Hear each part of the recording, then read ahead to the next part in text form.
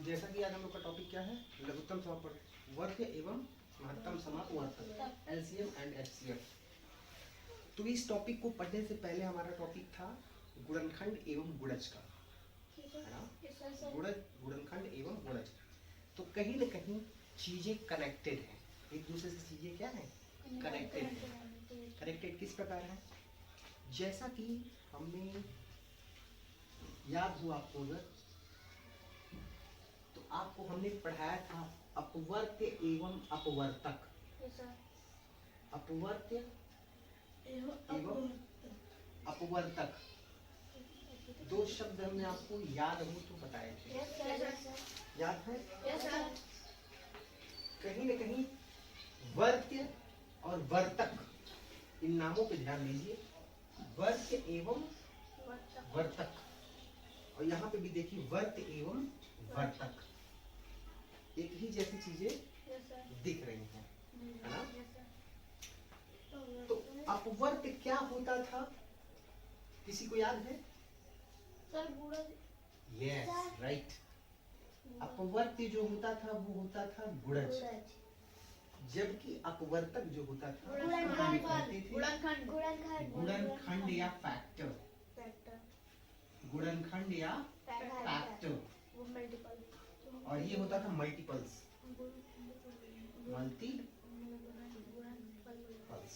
है ना। तो बस इसी तरह से इन चीजों का संबंध भी लघुत्तम समापवर्त्य एवं महत्तम समापवर्तक से भी है। अपवर्त्य का मतलब होता था पहाड़ा, गुणज, जिसको हम गुणज कहते थे। तो यहाँ पे देखिए वर्त्य और वर्त्य एक जैसे लग रहे हैं नहीं? लघुत्तम समापवर्त्य, वर्त्य जुड़ा हुआ एक जैसा लग रहा है ना, है ना। और ये महत्तम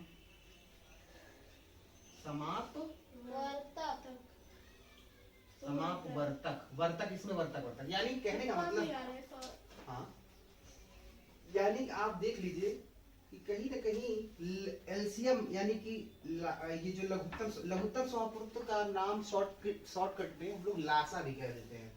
क्या कह देते हैं? लासा। ल से लघुत्तम, स से समापवर्त्य, है ना। महत्तम समापवर्त्य को हम लोग कह देते हैं मास, मा से महत्तम, सा से समापवर्तक, है ना। तो लासा जो है उस वो अपवर्त्य से जुड़ा हुआ, क्योंकि समापवर्त्य नाम होता है, तो वो कहीं न कहीं कनेक्टेड है गुणज से। किससे? गुणज से संबंधित है। जबकि महत्तम समापवर्तक जो है वो अपवर्तक अर्थात गुणनखंड से रिलेटेड है। इतना मोटा मोटा कॉन्सेप्ट जो हमारा पिछले चैप्टर से कनेक्टेड है ना, इतना हम समझते हैं। तो इसके पीछे में बहुत सारी बातें भी लिखी हुई हैं, सारी बातों को हम लोग समझेंगे, है ना। पर समझने से पहले थोड़ा सा हमें ध्यान देना है, नाम को लेकर कंफ्यूजन नहीं होना चाहिए।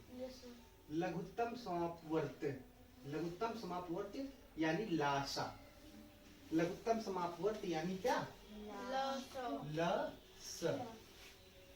महत्तम समापवर्तक अर्थात म। ठीक है, ये नाम आपके कंफ्यूजन नहीं होना चाहिए। अगर कोई पूछे इसका फुल फॉर्म क्या होता है, लासा का फुल फॉर्म लघुत्तम समापवर्त्य, ठीक है। और मासा का कोई पूरा नाम पूछे, महत्तम समापवर्तक, ठीक है। इंग्लिश नाम लासा को एलसीएम कहते हैं। इसका मतलब होता है लीस्ट कॉमन मल्टीपल्स। क्या? लोएस्ट होता है। लीस्ट कॉमन, सुन लीजिए, ये क्या हो गया? लीस्ट कॉमन मल्टीपल्स, ठीक है ना। और ये क्या होता है? एचसीएफ को कहते हैं हम लोग highest common factor, highest common factor. English नाम है। एल से एल हो गया, सी कॉमन से सी ले लिया, एम से मल्टीपल्स, है ना, एलसीएम बन गया। एचसीएफ का हाईएस्ट कॉमन, एचसीएफ, हर लेटर का, हर वर्ड का पहला लेटर ले लिया गया, ये एचसीएफ बन गया और ये एलसीएम बन गया, है ना बच्चों। तो पहला पॉइंट तो आपको समझ में आ गया है। पहला पॉइंट में क्या लिखा हुआ है आप पढ़िए और समझिए। एलसीएम लीस्ट कॉमन मल्टीपल्स या लघुत्तम समापवर्ती लासा कहते हैं। एचसीएफ हाईएस्ट कॉमन फैक्टर या महत्तम समापवर्तक कहते हैं या माशा कहते हैं। ये तो जनरल सी बात हो गई है ना। क्या संबंध है इन दोनों का, क्या संबंध है आपका, और कैसे अलग है दोनों आपस में, या क्या फर्क है, ये चीज समझना है हमको। अब जरा सा एक उदाहरण मैं लूंगा आप लोगों को समझाने के लिए, ठीक है। Yes, sir. कि अगर कोई पूछे लाशा क्या होता है या मासा क्या होता है, तो नाम से तो आप बता देंगे, है ना, क्योंकि नाम तो पता चल गया आपको। Yes, sir. शॉर्टकट में हम लोग लाशा या एलसीएम कह देते हैं, ठीक है। Yes, sir. और मासा को एचसीएफ या मासा कह देते हैं, ठीक। ये बातें समझ आ गई। मैं दो संख्याएं लेता हूं, एक संख्या लेता हूं 4 और दूसरी संख्या लेता हूं 12। एक लिया मैंने 4 एवं दूसरी लिया हमने 12। इधर मैं बात करूंगा लघुत्तम समापवर्त की बात करूंगा मैं, और इधर मैं महत्तम समापवर्तक। हाँ, महत्तम समापवर्तक की बात करूंगा। अब इनके वर्ड को समझ लीजिए। लघुत्तम का अर्थ होता है छोटे से छोटा। कोई अगर आपसे पूछ ले लघुत्तम का अर्थ क्या है, छोटे से छोटा। समापवर्त्य अर्थात गुणज, समापवर्त्य अर्थात गुणज, अर्थात कह सकते हैं छोटे से छोटा गुणज,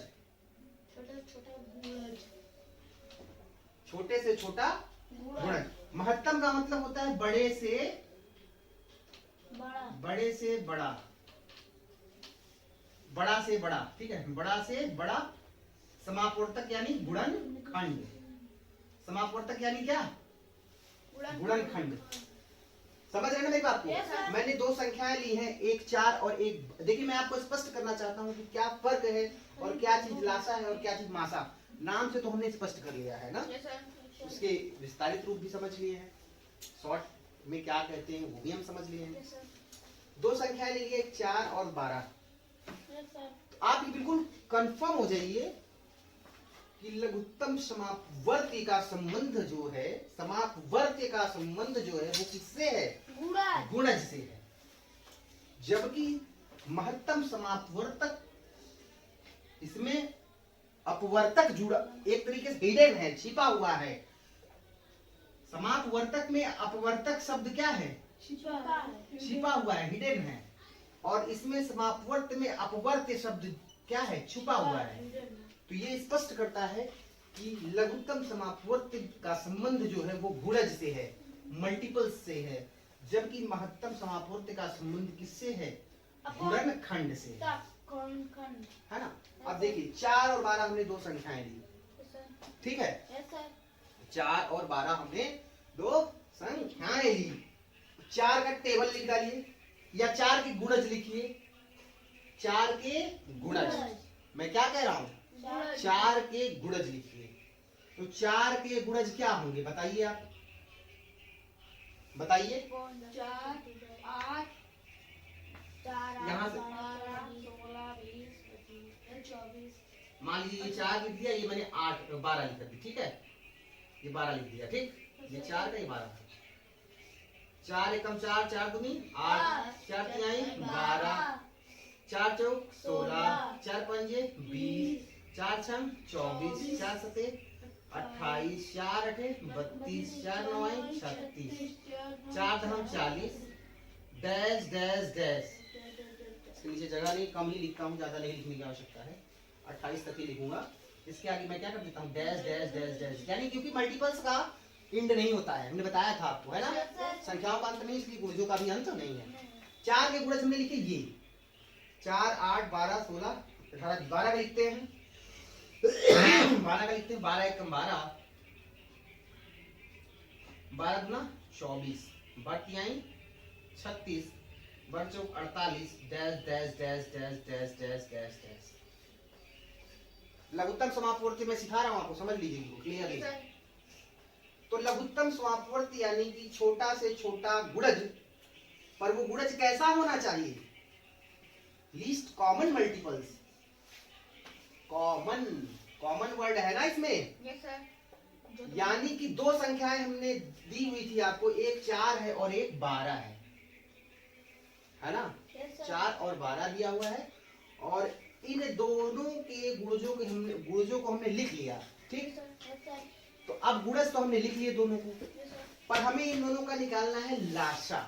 क्या निकालना है? लासा। लासा, लघुत्तम समापवर्ती। तो क्या होगा?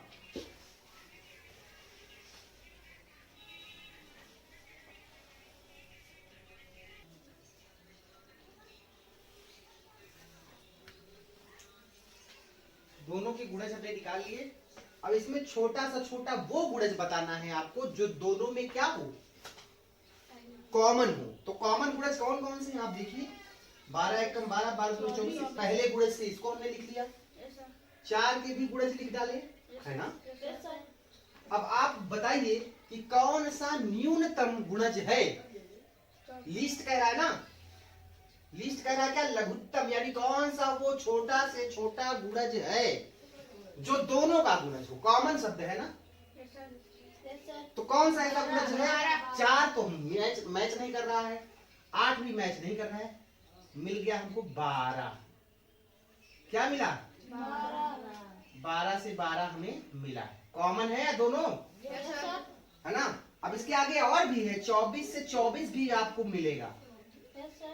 आगे और जाएंगे तो आपको आगे भी मिलेगा। मैं ये नहीं कह रहा हूँ कि नहीं मिलेगा, मिलेगा, निश्चित मिलेगा। परंतु यहाँ पे लासा हमारा क्या होगा? लासा हमारा छोटे से छोटा गुणज। छोटे से छोटा क्या? वह गुणज जो दोनों में कॉमन हो। तो दोनों में कौन कॉमन दिख रहा है? और छोटे से छोटा, छोटे से छोटा तो भाई कॉमन तो 24 भी है और 12 भी है, पर हमारा यहाँ पर जो छोटा मिला है कॉमन और छोटा गुणज मिला है, वो मिला है 12। क्या मिला है? 12। ये क्या है? न्यूनतम है ना, इसलिए ये क्या है?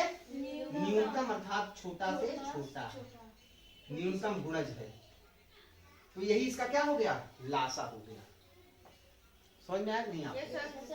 कहने का मतलब गुणज वो संख्या होती है जो दी गई संख्याओं का सबसे छोटा वाला कॉमन गुणज होती है। एलसीएम वो संख्या होती है जो दी गई समस्त संख्याओं की सबसे छोटी वाली कॉमन गुणज होती है। समझ नहीं बात की नहीं? Yes sir. इतनी बात क्लियर है आपको? Yes sir. ये बात आपको स्पष्ट हो गई होगी, है ना। Yes sir. तो आप ये कह सकते हैं, अच्छा गुणज क्या होता है? गुणज की खासियत होती है कि वो संख्याओं से निश्चित कट जाता है। Yes sir. है ना। यानी कि लासा की खासियत होगी कि अगर आप लासा अगर है तो वो संख्याओं से आप अगर लासा को भाग करेंगे तो 100% वो संख्याओं से कट जाएगी, है ना। लासा संख्याओं से निश्चित कट जाएगा पूरी तरह। चाहे आप 4 से भाग करेंगे तब भी 12 कटेगा, और 12 से भाग करेंगे तब भी 12 कट जाएगा। अब मासा की स्थिति देखते हैं। मासा की स्थिति में मासा का अर्थ है महत्तम समापवर्तक, यानी अपवर्तक इसमें जुड़ा हुआ है। अपवर्तक का संबंध गुणनखंड से है ना। Yes sir. अपवर्तक यानी कि सीधे सीधे इसमें गुणनखंड की बात की जा रही है। अगर आपको महत्तम समापवर्तक की बात करेगा, यानी अपवर्तक की बात कर रहा है, अर्थात गुणनखंड की बात कर रहा है। और कैसा गुणनखंड होना चाहिए? महत्तम अर्थात बड़ा से बड़ा। तो पहले 4 के हम गुणनखंड निकाल लेते हैं, है ना भाई। 4 के गुणनखंड निकाल लेते हैं। चलो, तो 4 के गुणनखंड कौन कौन से हैं? 4 किस किस संख्या से कटेगा? गुणनखंड का अर्थात किस किस संख्या से कटेगा? 1 2 तो 4। क्या हुआ? 1 2 4। 1 से कटेगा 4, 2 से कटेगा 4, 3 से नहीं कटेगा 4। 3 से नहीं कटेगा 4 एकम 4। ये इसके हो गए क्या? गुणनखंड। किसके? 4 के गुणनखंड। अब 12 के गुणनखंड निकालिए। 1 हो गया, 2 हो गया, 3 हो गया, 4 तिहाई 12 होता है, 6 दूनी 12 होता है, 12 एकम 12। तो ये हमने क्या किया? गुणनखंड। हमने बताया कि महत्तम समापवर्तक में अपवर्तक शब्द है, तो इसका सीधा संबंध किससे है? गुणनखंड से है। तो भाई जो भाई संख्या हमें 4 और 12 दी थी, तो मैंने 4 का भी गुणनखंड निकाल दिया और 12 का भी गुणनखंड निकाल दिया, दोनों का गुणनखंड निकाल दिया। समझने पे ज्यादा फोकस करिए। तो महत्तम, अब इन दोनों गुणनखंड में, ये दोनों गुणनखंड है ना, ये दोनों, ये 4 का गुणनखंड, ये 12 का गुणनखंड। अब इन चीजों में आपको ये देखना है कि महत्तम अर्थात बड़ा से बड़ा, कॉमन, समापवर्तक यानी वो अपवर्तक, वह गुणनखंड, वो बड़ा से बड़ा गुणनखंड जो दोनों में कॉमन हो। उसमें छोटे से छोटे की बात की जा रही थी और गुणज की बात की जा रही थी, लेकिन इसमें क्या बात करी जाएगी? बड़े से बड़ा, बड़ा से बड़ा और गुणनखंड, बड़ा से बड़ा कॉमन गुणनखंड, है ना? तो कौन सा ऐसा गुणनखंड है जो बड़ा से बड़ा हो? पहले मैं कॉमन छाटता हूँ। तो कॉमन में देखिए 1 और 1 भी है, 2 और 2 भी है, 4 और 4 भी है, बट अब इसके बाद लिमिट हो गया, खत्म, है ना? ये भी लिमिट हो गया, फिनिश। तो अब इस गुणनखंड में कौन सा ऐसा बड़ा से बड़ा वाला गुणनखंड है जो दोनों में स्थित है, कॉमन है? क्या दिखा आपको? अर्थात यहाँ पे मासा या HCF जो है वो क्या है? 4।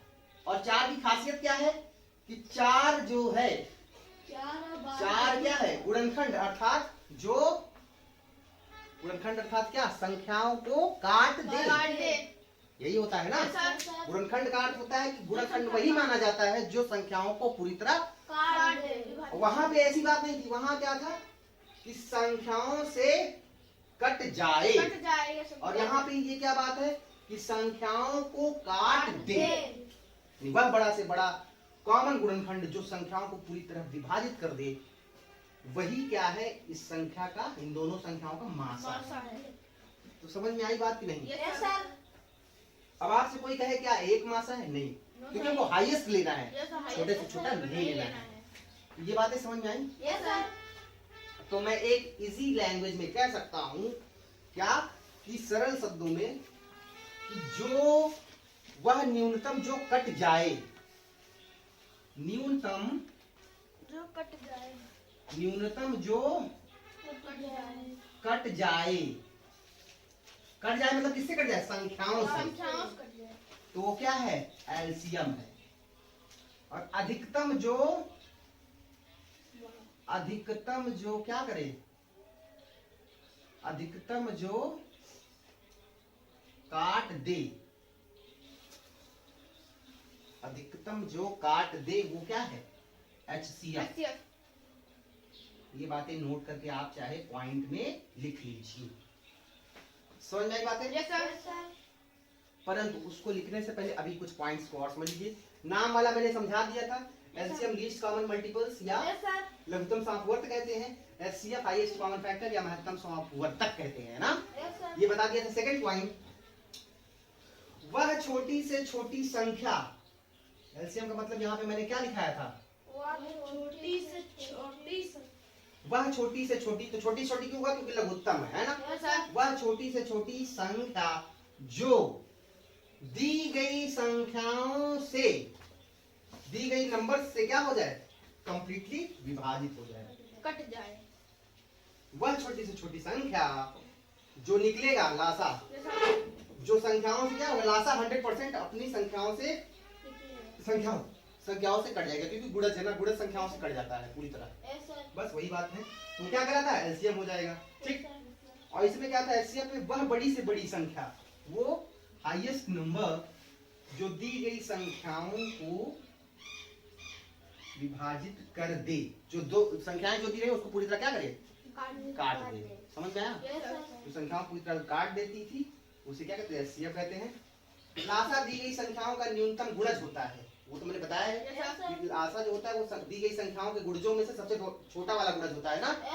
तो वही कह रहा है कि लासा दी गई संख्याओं का न्यूनतम गुणज होता है जो कि संख्याओं को पूर्णतः विभाजित कर देता, जो संख्याओं से पूर्णतः विभाजित हो जाता है। संख्याओं से आप भाग करें पूरी तरह ये कट जाएगा, है ना। क्यों हंस रहे? अर्थात प्रत्येक संख्या लासा को पूरी तरह विभाजित कर देती है, काट देती है। मासा दी गई संख्याओं का वह महत्तम ग्रेटेस्ट मान होता है जो सभी संख्याओं को पूर्णतः विभाजित कर देता है। लासा निकालने के लिए कम से कम एटलीस्ट 2 संख्याएं होनी ही चाहिए, या मासा भी निकालने के लिए कम से कम 2 नंबर्स होने चाहिए। 4 पॉइंट इजी, बस ये 2 पॉइंट समझने की बातें थी, बाकी ऊपर वाले में नाम ही था। ठीक है, यस सर। अब आप इसको नोट करना चाहें तो नोट कर सकते हैं। Yes sir.